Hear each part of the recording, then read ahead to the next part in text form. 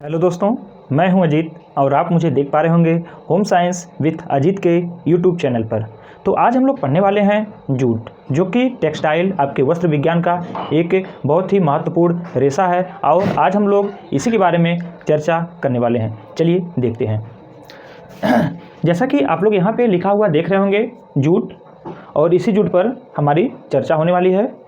आपका जो जूट हुआ करता है यह भी आपके एक प्राकृतिक जगत की रेशा है। प्राकृतिक जगत में आप लोग देखते हैं कि उसका क्लासिफिकेशन किया गया है वनस्पत जगत, प्राणिज्य और आपके खनिज। तो उसमें आपके वनस्पत जगत का होता है, और वनस्पत जगत में जब हम क्लासिफिकेशन को देखते हैं तो वहाँ पे हम लोग देखते हैं कि बीज से प्राप्त होने वाले, तना से प्राप्त होने वाले, पत्ती से प्राप्त होने वाले, तो उसमें भी है जो आपका तना से प्राप्त होने वाला रेशा है। जब तने से प्राप्त होने वाले रेशों की बात करते हैं तो उसमें कई सारे आ जाते हैं, जैसे आपका रेशम, आपका लिनन हो गया, जूट हो गया, आपका हेम्प हो गया। तो ये सारे जूट आपके रेशे आ जाते हैं। तो उसी में आज हम लोग पढ़ने वाले हैं जूट। आपके अगर हम जूट की बात करें तो ये जो जूट शब्द की जो उत्पत्ति है, इस पौधे का नाम जो आपका जूट है, इस जूट पौधे का नाम भारतीय शब्द टाट से लिया गया है। और टाट का तात्पर्य ही उलझा हुआ होता है। टाट का किससे लिया गया है? टाट से लिया गया है। टाट भारतीय शब्द टाट से लिया गया है, और इस टाट का तात्पर्य उलझा हुआ होता है। क्या होता है? उलझा हुआ। भारतीय शब्द टाट से लिया गया और इस टाट का अर्थ होता है उलझा हुआ, यानी कि अर्थात आसमान रेशों से है। टाट का अर्थ आसमान रेशों से है जो आपस में शीघ्रता से मिश्रित हो जाएं। भारतीय शब्द टाट से है और इसका तात्पर्य उलझा हुआ है, अर्थात जो छोटे से छोटे तन जो आपस में शीघ्रता से उलझ जाएं, यानी कि यहाँ पे लिखा गया है टाट का अर्थ ही होता है। तो इसका अर्थ जाना। अगर हम इसके उत्पादन की बात करें तो अगर हम जूट उत्पादन की बात करें तो जूट उत्पादन में जो प्रथम स्थान होता है किसका है? बांग्लादेश। प्रथम स्थान की बात करें तो नाम आता है बांग्लादेश। और ये प्रथम तो है, लेकिन यह 1-2% से प्रथम नहीं है, बल्कि यह कुल उत्पादन का अपने यहाँ 85% उत्पादित करता है। सिर्फ अकेले ही जूट उत्पादन का 85% बांग्लादेश में उत्पादन किया जाता है। लेकिन वहीं पे जब भारत की बात आती है जूट उत्पादन में भारत की बात आती है, तो भारत में आपका पश्चिम बंगाल, बिहार, असम, पश्चिम बंगाल, बिहार, असम और उड़ीसा का नाम प्रमुख रूप से आता है।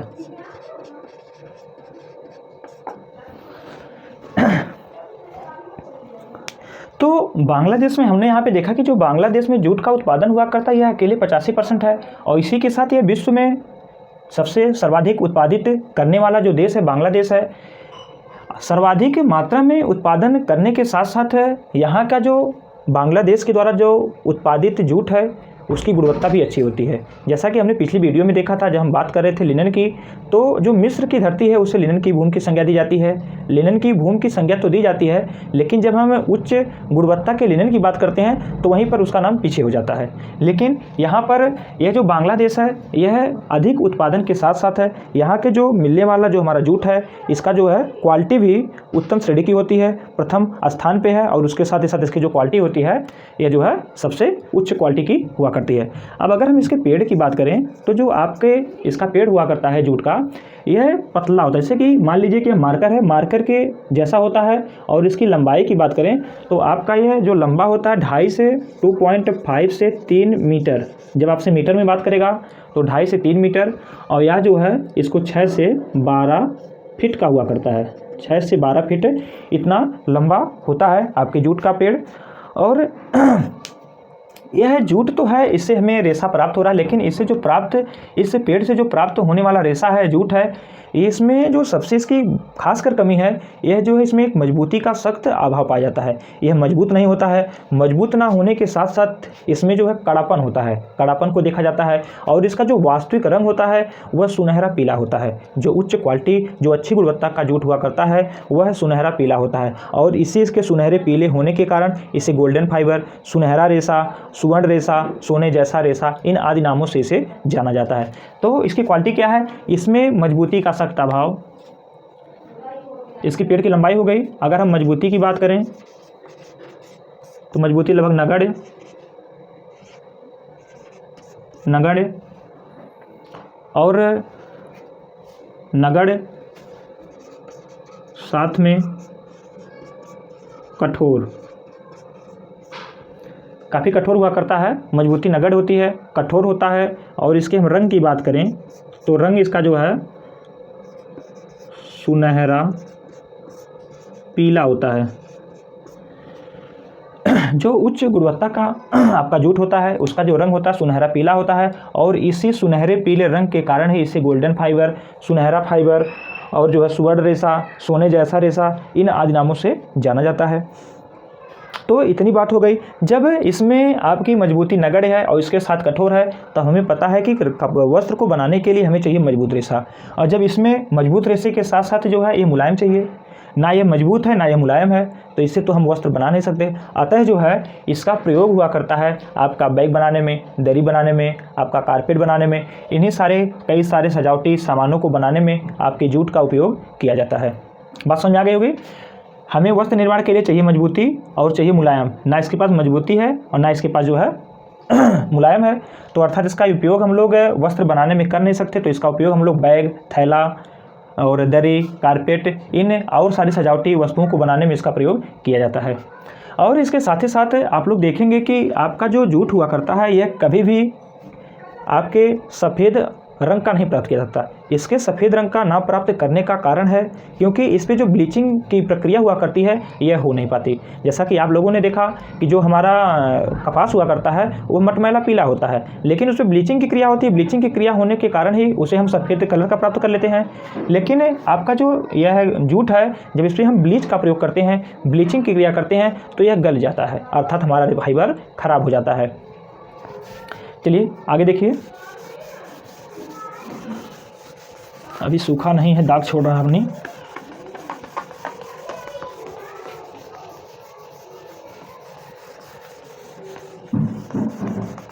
अब देखिए यहाँ पे इतनी बात हो गई। अब अगर हम इसकी खेती की बात करें तो जूट की खेती के लिए उष्ण के साथ साथ नम, और नम के साथ साथ इसको चाहिए पर्याप्त पानी, क्योंकि पता है कि जो उष्ण जलवायु के साथ साथ इसको नम चाहिए और इसमें तो इसका होगा विकास। लेकिन जब इसका हम हार्वेस्टिंग करते हैं, यानी कि इसको जब इसका फूल लग जाता है हार्वेस्टिंग की क्रिया में, जब इस जूट के पौधे में फूल लग आता है और फूल मुरझाने लगता है, उस अवस्था में ही पौधे को जड़ के साथ ही उखाड़ लिया जाता है। और उखाड़ने के साथ आपको पता है कि रेटिंग की प्रक्रिया होगी। रेटिंग की प्रक्रिया के लिए इसको चाहिए पानी, वहाँ पे पानी चाहिए, और प्लस इसके जो वृद्धि और विकास के लिए भी इसको पानी की आवश्यकता होती है। यानी कि अगर आपको जूट की खेती करना है तो चाहिए आपको उष्ण के साथ साथ आपको क्या चाहिए उष्ण वायुमंडल चाहिए। उष्ण वायुमंडल के साथ साथ इसको चाहिए पानी। उष्ण वायुमंडल, पानी और नम वातावरण, इतने में जो है अच्छे से विकास करेगा। और उसके साथ ही साथ जो हम रेटिंग की प्रक्रिया होती है, गलाने की प्रक्रिया होती है, गलाने के लिए भी चाहिए पानी। और उसके लिए जो है उसे जब हम जड़ सहित हार्वेस्टिंग करते हैं और उसे बांध करके तालाब में, नदी में, बहते पानी में उसको हम जो है रख देते हैं रेटिंग की प्रक्रिया यानी कि गलने के लिए। तो इसके लिए जो आवश्यक होता है इतनी चीज़ हो गई। अगर हम वहीं पे बात करें इसकी खेती के लिए तो इतनी बात हो गई। इसकी बुआई की बात करें तो इसकी बुआई जो होती है फरवरी से मार्च, बुआई फरवरी टू मार्च, बुआई के लिए जो समय होता है फरवरी से मार्च का होता है। और इसका जो फसल चक्र होता है, फसल चक्र, यह भी आपका 1 वर्ष का होता है। यहीं पे आपको याद दिला दूं, अगर कपास की बात होती है तो उसका भी फसल चक्र 1 वर्ष का होता है। लेकिन जब लिनन की बात आती है, फ्लैक्स की बात आती है, तो आप लोगों ने देखा कि प्रथम 6 वर्ष उसके खेत को तैयार किया जाता है, उपजाऊ बनाया जाता है 6 वर्ष, और पुनः 7वें वर्ष लिनन की खेती की जाती है, तो उसके लिए 7 वर्ष चाहिए। लेकिन वहीं पर आपसे जो बार बार कन्फ्यूजन होता है लिनन और कपास को लेकर के, तो कपास के छोटे तंतु को नाइल कहते हैं, जबकि लिनन के बड़े तंतु को लाइन कहते हैं, और लिनन के छोटे तंतु को टो कहते हैं। बहुत कन्फ्यूजन होता है, तो इसे भी हम लोग साथ में। और वहीं पर एक चीज़ और कन्फ्यूजन होता है इतिहास को लेकर, जब आपसे पूछता है, जब इतिहास की बात करेंगे तो आपका कपास का जो इतिहास है 5000 वर्ष पुराना है, लिनन का इतिहास 10 वर्ष पुराना है, और वहीं पर जब आपसे बात होती है सिल्क की तो 2500 वर्ष पुराना है, यानी कि 2500 वर्ष पुराना है। यहाँ पे फसल चक्र की बात हो गई। फसल चक्र इसका 1 वर्ष का हुआ करता है, और इसकी बुआई जो है फरवरी से मार्च में होती है। अब हम यहाँ पे इसके उत्पादन का क्रम देख लेते हैं। उत्पादन के क्रम की बात करें तो जैसा कि हम लोग पहले से देखते चले आ रहे हैं, सबसे पहले हमारा होगा कल्टीवेशन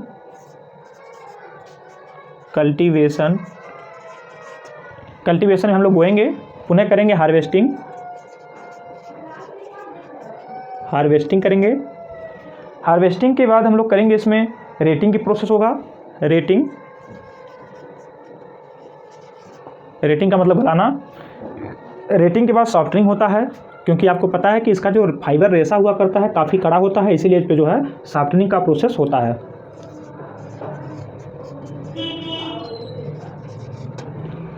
सॉफ्टनिंग हो गया। सॉफ्टनिंग के बाद आपको पता है कि इसका होगा स्पाइनिंग, यानी कि कताई। स्पाइनिंग के बाद इस पर हम करेंगे फिनिशिंग।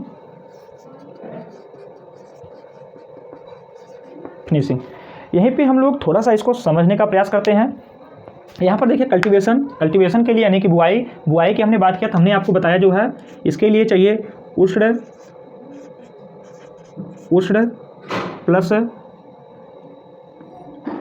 प्लस वर्षा, यानी कि पानी, और क्या चाहिए आपका उष्ण हो गया यानी कि उष्ण जलवायु, प्लस जो है वर्षा चाहिए, प्लस जो है नम वातावरण चाहिए, नम वातावरण।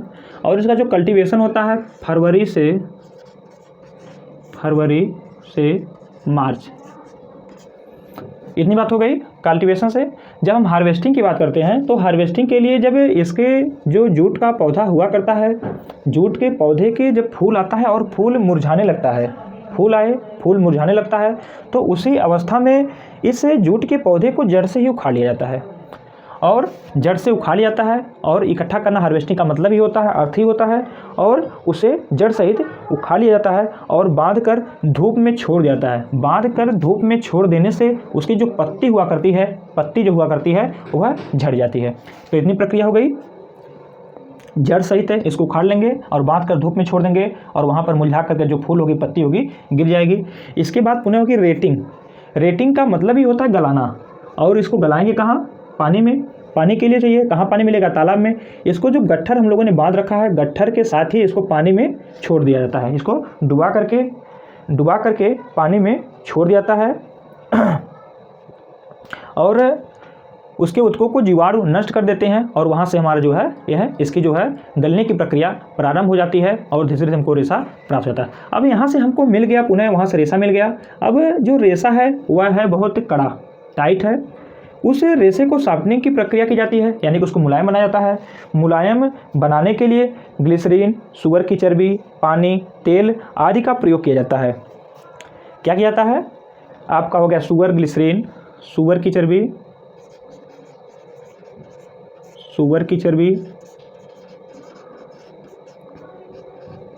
ग्लिसरीन, तेल, पानी, इन सब का प्रयोग करके इस पर प्रयोग किया जाता है। और इसके साथ ही साथ इस जो हमारा फाइबर है, जो हमारा रेशा है, जो हमारा तंतु है, इसको रोलरों के बीच से गुजारा जाता है। रोलरों के बीच से गुजारना। अब देखिए, इसको मुलायम करने के लिए इस पर हमने सुअर की चर्बी लगा दी, ग्लिसरीन लगा दिया, तेल लगा दिया, इसको पानी का प्रयोग किया। यहाँ से कुछ मुलायम हो जाएगा। और हमें पता है कि कठोर है और इसकी कठोरता को कम करने के लिए पतले से पतले रोलरों के बीच में गुजारा जाता है और जिससे वहाँ से भी यह कुछ जो है मुलायम हो जाता है। इसके बाद होती है इसकी स्पाइनिंग। स्पाइनिंग का मतलब होता है कताई। कताई जब करेंगे वहाँ से हमको मिलेगा जो है धागा। और इसके बाद जो इसकी होगी फिनिशिंग। आपकी जब फिनिशिंग की प्रक्रिया की बात आती है, सफाई की बात आती है, तो आप लोगों ने इसके पहले कपास पढ़ा, लिनन पढ़ा। तो जो फिनिशिंग की प्रक्रिया साफ करने के लिए इस पर हम लोग करते हैं ब्लीचिंग की क्रिया करते हैं। लेकिन आपके जूट के रेशे पर ब्लीचिंग की क्रिया नहीं की जा सकती, क्योंकि इस पर ब्लीच का कुप्रभाव पड़ता है। आपका जो जूट हुआ करता है ना तो यह अम्ल को इसके लिए अम्ल भी नुकसानदायक होता है और अम्ल के साथ क्षार भी, यह दोनों के इसके लिए दोनों हानिकारक होते हैं और इसी कारण से इस पर ब्लीचिंग की क्रिया नहीं की जा सकती है। अर्थात यह हमेशा और हमेशा जो है पीले कलर में, या इसे हम इस तरह कह सकते हैं, इसे कभी भी सफ़ेद रंग में प्राप्त नहीं किया जा सकता। चलिए इतना हो गया, प्रोसेस हो गया। और आगे देख लीजिए।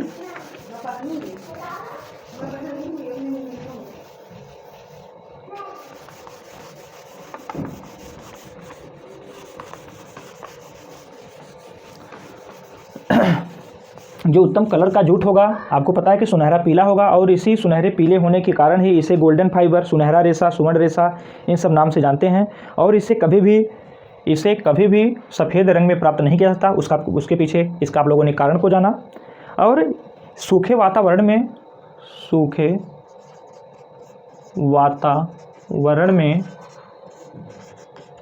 6% नमी लिए होता है।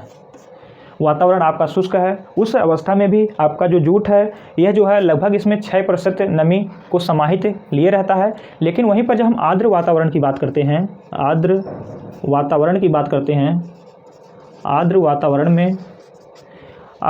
वातावरण में यह लगभग 23% नमी को लिए रहता है। जब इसके अंदर इतनी नमी समाहित है, अर्थात इसमें फफूंद भी लगेगा और कीड़े भी लगेंगे, क्योंकि इसके अंदर है नमी और जहाँ पर नमी रहेगी तहाँ पे दोनों लोग आसानी से, इसमें कीड़े भी लगेंगे और इसमें फफूंद भी लग जाएंगे। अर्थात एक शब्द में कह सकते हैं कि जो जूट होता है इस पे सूक्ष्म जीवों का अत्यधिक प्रभाव पड़ता है। प्रभाव पड़ने का हमने कारण बता दिया, क्योंकि इसमें उपस्थित है नमी। और यहीं से एक चीज़ जान लीजिए जो आपकी परीक्षा का बार बार भाग बनता है। भारत में पहला जूट कारखाना 1859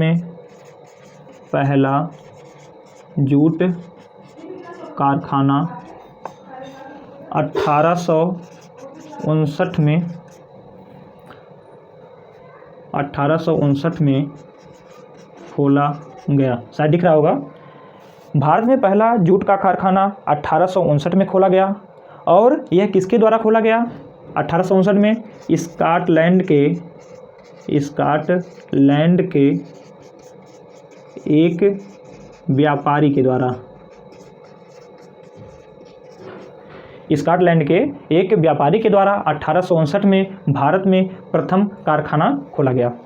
इसकी बात हो गई। वहीं पे बात आती है कि इसके दायरे को आगे बढ़ाने के लिए, इसको विकसित करने के लिए, जूट के उत्पादन को, जूट के दायरे को आगे बढ़ाने के लिए, विकसित करने के लिए आपके इजरा की स्थापना की जाती है।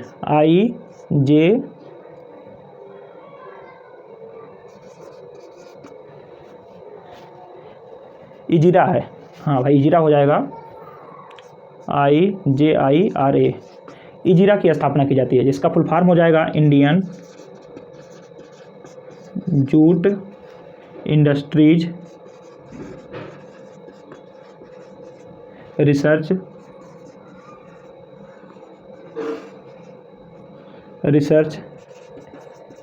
एसोसिएशन। इसकी स्थापना कब होती है? 1937 में।